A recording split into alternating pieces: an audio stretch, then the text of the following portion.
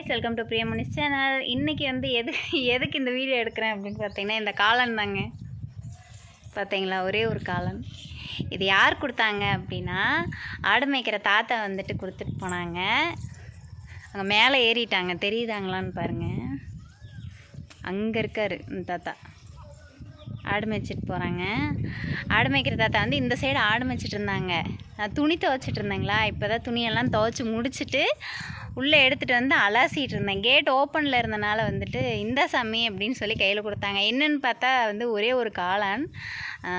இது வந்து எனக்கு ரொம்ப பிடிக்கும். அந்த தாத்தா ஒன்று தான் சாமி கிடச்சிது, வச்சுக்கோ அப்படின்னு சொல்லி கையில் கொடுத்துட்டு போனாங்க. வெங்காயம் போட்டு வணக்கு சூப்பராக இருக்கும் அப்படின்னு கொடுத்துட்டு போனாங்க. எனக்கும் ரொம்ப பிடிக்கும். சின்ன பிள்ளையில் பார்த்திங்கன்னா சாணி எடுக்க போகிறோம் அப்படின்னு சொல்லிட்டு நானே என் ஃப்ரெண்டு குட்டீஸ் நாங்கள்லாம் சேர்ந்து வந்து பார்த்திங்கன்னா இந்த மாதிரி எடுத்து நிறையா சாப்பிட்ருக்கோம். ரொம்ப நாள் கழித்து எனக்கு கிடச்சிருக்குது. ஒன்றா இருந்தாலும் உண்மையாலுமே கிடைக்காத ரேரான ஒரு பொருள் தான். நீங்கள் யாராவது இது எதை சாப்பிட்ருக்கீங்க அப்படின்னா, கடையில் வாங்கி எல்லாருமே சாப்பிட்றது தான். நிலத்தில் இருந்து பிடிங்க யாராவது செஞ்சு சாப்பிட்ருக்கீங்க அப்படின்னா கமெண்ட் பாக்ஸில் கமெண்ட் பண்ணுங்கள். எனக்கு ரொம்ப பிடிச்சமானது. கண்டிப்பாக இதை நான் செய்வேன். செய்யும் போது அந்த வீடியோவும் இதில் அட்டாச் பண்ண முடிஞ்சதுன்னா கண்டிப்பாக அட்டாச் பண்ணிடுறோம். ஓகேங்களா? தேங்க்யூ, பாய். தாத்தா கொடுத்த காளான் வந்து இப்போ நான் செய்ய போகிறேங்க. அந்த ஒரு காளானை என்னடி செய்ய போகிற அப்படின்னு சொல்லி பார்க்குறீங்களா? வேறு என்னங்க பண்ணுறது, ஏன்னா காளான்னா ரொம்ப பிடிக்கும். அதனால தான் இப்போ வந்து நான் வணக்கவும் கூடாது. ஏன் அப்படின்னா பாப்பாவுக்கு இன்னொரு தண்ணி ஊற்றவே இல்லை, அதனால் வந்து வணக்கக்கூடாது இல்லைங்களா. அதனால் சின்ன வெங்காயம், ஒரு பல்லு பூண்டு, ஒரு தக்காளி, கொஞ்சமாக சோம்பு எடுத்திருக்கேன்,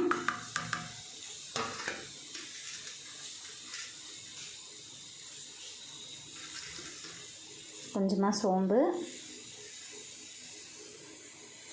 அது போக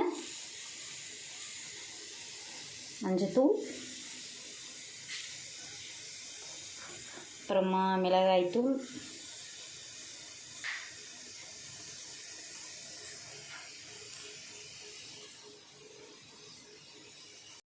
அப்புறம் பார்த்திங்கன்னா என்னது மல்லித்தூள் போட்டுட்டு கொஞ்சமாக சிக்கன் மசாலாவும்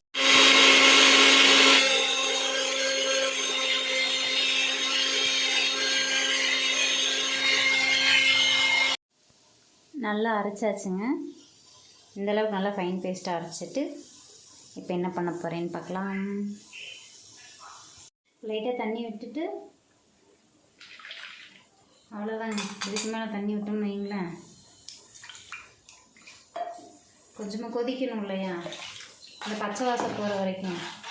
அந்த பச்சை வாசம் போகிற வரைக்கும் கொதிக்கிற அளவுக்கு அளவாக தண்ணி விட்டுட்டு ஒரு 2 டேபிள் ஸ்பூன் எண்ணெய் சேர்த்திக்கலாம்.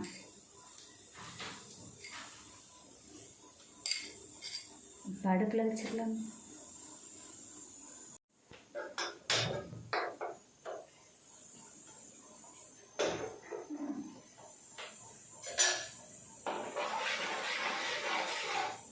இது வந்து நல்லா கொதிச்சதுக்கப்புறமா நம்ம அந்த காளான் போட்டுடலாம். ஓகேங்களா? எனக்கு வந்து காளான் வந்து ரொம்ப பிடிக்கும்.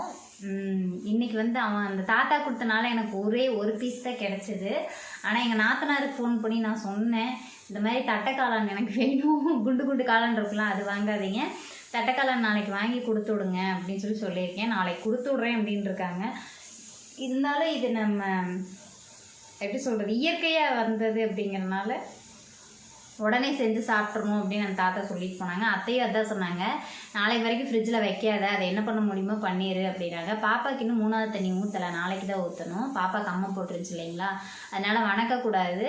அப்புறம் சரி பரவாயில்ல, இந்த மாதிரி கொதிக்க வச்சுட்டு உள்ளே போட்டு அப்படி இது பண்ணிக்கலாம். அது என்ன அப்படின்னு பார்த்தீங்கன்னா பருப்பு சாதம். பருப்பு சாதத்துக்கு தான் அதை ரெடி பண்ணிகிட்ருக்கேன். கொதிச்சிருச்சுங்க.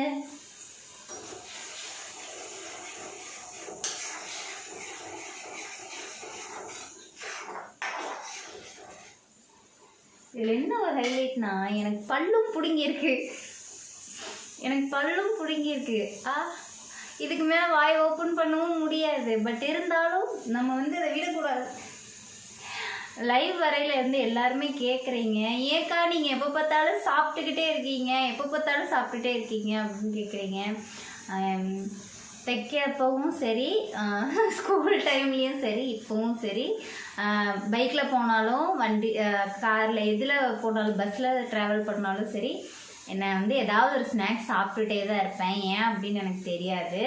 ஃபஸ்ட்டு வந்து பார்த்தீங்க அப்படின்னா எத்தனை கிலோ இருந்தேன் ஒரு 2 வருஷத்துக்கு முன்னாடி அப்படின்னு பார்த்தீங்கன்னா, நான் 75 கிலோ இருந்தேன்.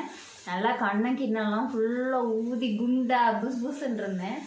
அது எப்படி சொல்கிறதுனா, அது ஒரு மாமா வந்து ஆயுத பூஜைக்காக அவங்களோட கம்பெனிக்கு கூட்டிகிட்டு போயிருந்தாங்க.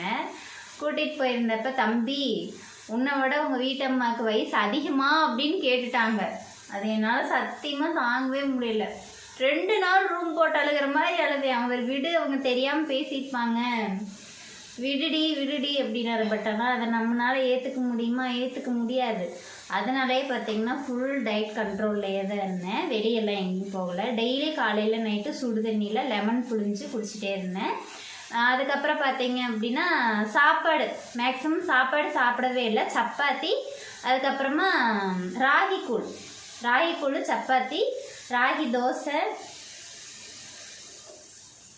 தோசை, புட்டு, இந்த மாதிரி ராகி புட்டு இந்த மாதிரி சம்திங் அதே தான் சாப்பிட்டுட்டே இருந்தேன். அப்படியே பார்த்தீங்கன்னா வெயிட் வந்து எனக்கு நல்லாவே குறைஞ்சிருச்சு. அப்படியே மெயின்டைன் பண்ணிக்கலாம்னு நினச்சேன். பட் இருந்தால் என்னால் முடியல. இப்போ வந்து பார்த்தீங்கன்னா 58 இருந்தது. அப்படியே 50 கொண்டு வரணும் அப்படின்னு நினச்சேன். முடியலைங்க. திருப்பி இப்போ 61 ஆயிடுச்சு.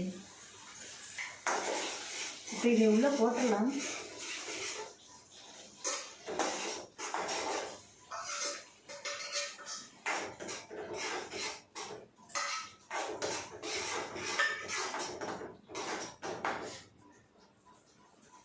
அது 2 நிமிஷம் இல்லை, ஒரு 4 நிமிஷம் ஆகட்டும். அப்போ தான் அது கொஞ்சம் கெட்டியாக சட்னி மாதிரி ஆயிடும். அப்போ பருப்பு சாதத்தை கூட வச்சு சாப்பிடும் போது இன்னுமே நல்லாயிருக்கும் நம்மளுக்கு.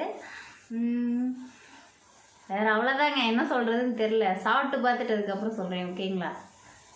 எங்கள் கிளவி அப்படியே இருந்து இந்த கேமராக்கு பின்னாடி நீ குறுகுறுன்னு பார்த்துட்டே இருக்குது. இது என்ன பண்ணுறா அப்படின்னு. அவ்வளோதாங்க, ரெடி ஆயிடுச்சுங்க. அவ்வளோதாங்க, காளான் கிரேவி ரெடி ஆயிடுச்சு. அப்படியே சுட சுட சாப்பாட்டில் போட்டு சாப்பிட்டா சூப்பராக இருக்கும். அவ்வளோதான், அடுப்பு ஆஃப் பண்ணிடலாம். ஒரு காளான் வச்சு கிரேவி பண்ணேன். ஒரே ஆள் நானாக தான் இருக்கேன். அவ்வளோதான், ஆஃப் பண்ணிடுச்சு. இப்போ அதில் உள்ளே போட்டதெல்லாம் பார்த்தீங்கன்னா எல்லாமே கட் பண்ணி தான் வந்து உள்ளே சேர்க்கணும். தக்காளி, வெங்காயம், இஞ்சி பூண்டு பேஸ்ட்டு, அதுக்கப்புறம் கரம் மசாலா, மல்லித்தூள், மிளகாத்தூள், இது எல்லாமே தனித்தனியாக நம்ம எண்ணெய், கருவேப்பிலை அதெல்லாமே போட்டு வணக்கி அது அப்படி தான் சேர்க்கணும். பாப்பா இப்படி இது பண்ணுறதுனால, பாப்பாவுக்கு வந்து இன்னும் நம்ம தண்ணி ஊற்றாததுனால நான் இப்படி பண்ணியிருக்கேன். பாப்பாவும் கேட்டால், அவங்க தூங்கிட்டு இருக்காங்க, அவங்க எந்திரிச்சோடனே வந்து கொடுத்தேன் அப்படின்னா உண்மையாலுமே பாப்பா வந்து ஹாப்பியாக தான். ஏன் அப்படின்னா, அவள் அந்த தாத்தா உடச்சிட்டு வரும்போது அவள் தான் முதல்ல பார்த்தா அது என்னம்மான்னு கேட்டுகிட்டே இருந்தா. அவள் அப்படி வந்து பார்த்தது கிடையாது. இந்த குண்டு காலாக இருக்கும் இல்லைங்களா, அதுதான் பார்த்துருக்கா. இந்த வீடியோ இப்போ தான் நீங்கள் முதல் பார்க்குறீங்க அப்படின்னா, வீடியோ உங்களுக்கு பிடிச்சிருந்ததுன்னா லைக் பண்ணுங்கள், ஷேர் பண்ணுங்கள், கமெண்ட் பண்ணுங்கள், மறக்காமல் சப்ஸ்கிரைப் பண்ணிடுங்க பிரியா முனிஸ் சேனலில். Bye guys. நெக்ஸ்ட்டு ஏதாவது ஒரு சமையல் வீடியோவில் கண்டிப்பாக பார்க்கலாம். பாய், see you.